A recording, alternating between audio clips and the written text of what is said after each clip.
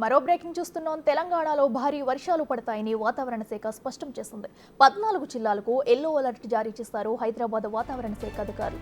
భద్రాద్రి కొత్తగూడెం, ఖమ్మం, నల్గొండ, సూర్యాపేట, రంగారెడ్డి, వికారాబాద్, సంగారెడ్డి, మెదక్, కామారెడ్డి, మహబూబ్ నగర్, నాగర్ కర్నూల్, వనపర్తి, నారాయణపేట్, గద్వాల జిల్లాలకు yellow alert జారీ చేశారు అధికారులు. ఇక ఇవాళ రేపు మోస్తారు నుంచి తేలికపాటి వానలు పడతాయని సూచించారు. బంగాళాఖాతంలో అల్పపీడనం ఏర్పడుతుందని అధికారులు చెప్పారు.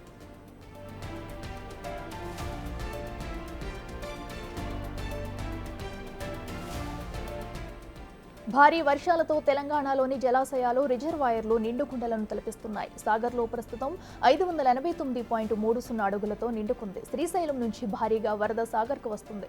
ఇక మరోవైపు నల్గొండ, సూర్యాపేట జిల్లాలో మూసీ ప్రాజెక్టు 3 గేట్లు ఎత్తి దిగువకు నీటిని విడుదల చేస్తున్నారు అధికారులు. పులిచింతలకు కూడా భారీగా వరద ప్రవాహం కొనసాగుతుంది. ప్రస్తుతం పులిచింతలలో 174.86 అడుగుల నీటి మట్టం ఉంది. సింగూరు ప్రాజెక్టుకు మళ్లీ వరద వస్తుంది. ఒక గేటు ద్వారా నీటిని కిందకు వదులుతున్నారు అధికారులు.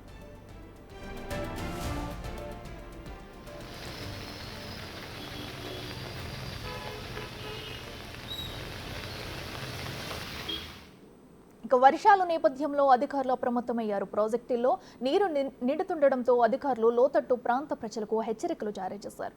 వరదలు ఎక్కువైన ప్రమాదం పొంచి ఉన్న ప్రాంతాల్లో ప్రజలను అధికారులు అప్రమత్తం చేస్తున్నారు.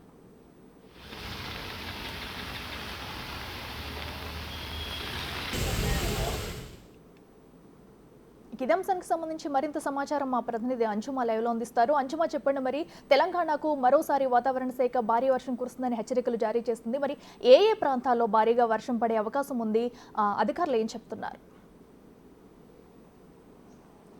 ఎస్ అఖిల, గత 3 రోజులుగా మనం చూసినట్లయితే తెలంగాణ రాష్ట్ర వ్యాప్తంగా మనకు మోస్తరు నుంచి భారీ వర్షాలైతే కురుస్తున్నాయి. అయితే మనకు బంగాళాఖాతంలో 2 చక్రవాతపు ఆవర్తనాలు ఏర్పడటము, అవి నిన్న ఉపరితల ఆవర్తనంగా మారడము, అవి ఈ రోజు బలపడి అల్పపీడనంగా మారేటువంటి అవకాశం ఉన్నట్లుగా కూడా వాతావరణ శాఖ నిన్న రిలీజ్ చేసినటువంటి బులెటిన్లో తెలపడం జరిగింది. ఇదే విషయాన్ని వాతావరణ శాఖ అధికారులు కూడా తెలిపారు. అయితే దీని ప్రభావం వలన తెలంగాణ రాష్ట్ర వ్యాప్తంగా భారీ వర్షాలు కురిసేటువంటి అవకాశం ఉన్నట్లుగా కూడా వాతావరణ శాఖ పేర్కొంది. ఇక వాతావరణ శాఖ తెలిపిన విధంగా నిన్న అయితే దాదాపు 12 జిల్లాలకు ఎల్లో అలర్ట్స్ అయితే ఇవ్వడం జరిగింది. నిన్న ప్రధానంగా వరంగల్లో మనం చూసినట్లయితే కూడా వరంగల్ జిల్లాలో మనకు 12.40 సెంటీమీటర్ల అత్యంత భారీ వర్షం అయితే కురిసింది.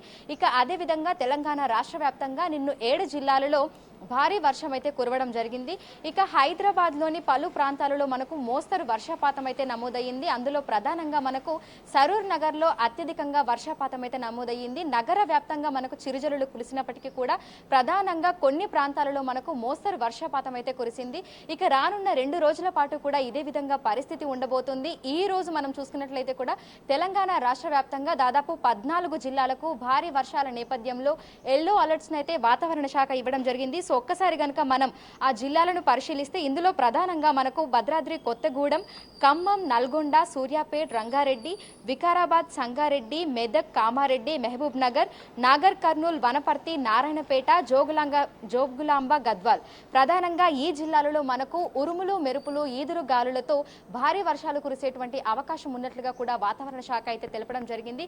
ఇక హైదరాబాద్ లో పరిస్థితి కనుక మనం చూసినట్లయితే కూడా మధ్యాహ్నం సమయంలో అక్కడక్కడ మనకు ఆకాశం మేఘావృతమై చిరుజల్లులు కురిసేటువంటి అవకాశం ఉంది. ఇక సాయంత్రం సమయంలో మనకు సాయంత్రం నుంచి తెల్లవారుజామున వరకు మోస్తరు వర్షాలు కురిసేటువంటి అవకాశం ఉన్నట్లుగా కూడా వాతావరణ శాఖ అయితే తెలపడం జరిగింది. ప్రధానంగా మనం చూసుకున్నట్లయితే కూడా ఈ ఏడాది మనకు ఇటు అక్టోబర్ మొదటి వారం వరకు కూడా వర్షాకాలం కొనసాగేటువంటి అవకాశం ఉన్నట్లుగా అక్టోబర్ మొదటి వారంలో మళ్ళీ మనకు నైరుతి ఋతుపవనాలు తిరోగమనం చెంది అవి మళ్ళీ రిటర్న్ అయిపోయిన తర్వాత మనకు వర్షాలు కురిసేది తగ్గుముఖం పడుతుందని కూడా వాతావరణ శాఖ అధికారులు అయితే తెలపడం జరిగింది. ఇక రానున్న 2 రోజుల పాటు కూడా తెలంగాణ రాష్ట్ర వ్యాప్తంగా ఇదే పరిస్థితి ఉండేటువంటి అవకాశం ఉంది.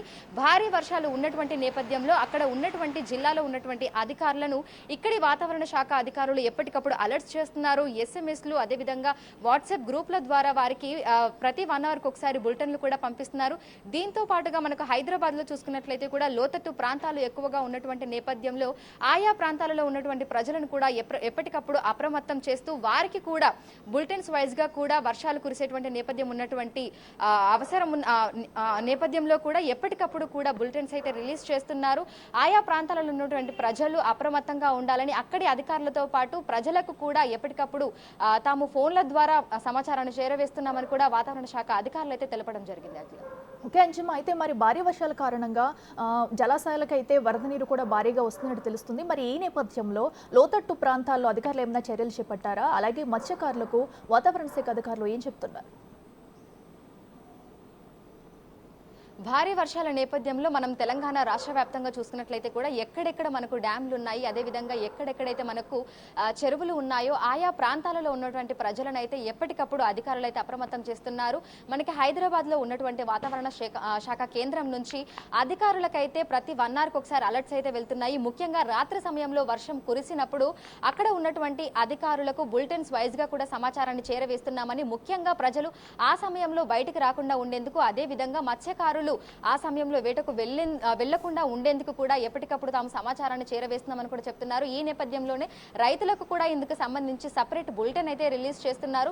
ముఖ్యంగా మనం చూసినట్లయితే కూడా హైదరాబాద్ తో పాటు ఎక్కడెక్కడైతే మనకు ఇటు చెరువులు, అదేవిధంగా డ్యాంల పరిసర ప్రాంతాలలో నివసిస్తున్నటువంటి ప్రజలు ఎవరైతే ఉన్నారో వారు వర్షాలు కురిసినటువంటి నేపథ్యంలో ఇటు రోడ్లన్నీ చెరువులను తలపించడము, అదేవిధంగా మనకు ఇళ్లలోకి కూడా వర్షపు నీరు చేరేటువంటి ప్రమాదం ఉన్నటువంటి నేపథ్యంలో ప్రజలు అప్రమత్తంగా ఉండాలని, అత్యవసరం అయితే తప్ప బయటకు రాకూడదు అని అధికారులు పదే పదే హెచ్చరికలైతే జారీ చేస్తున్నారు. Right Anjamma, thank you.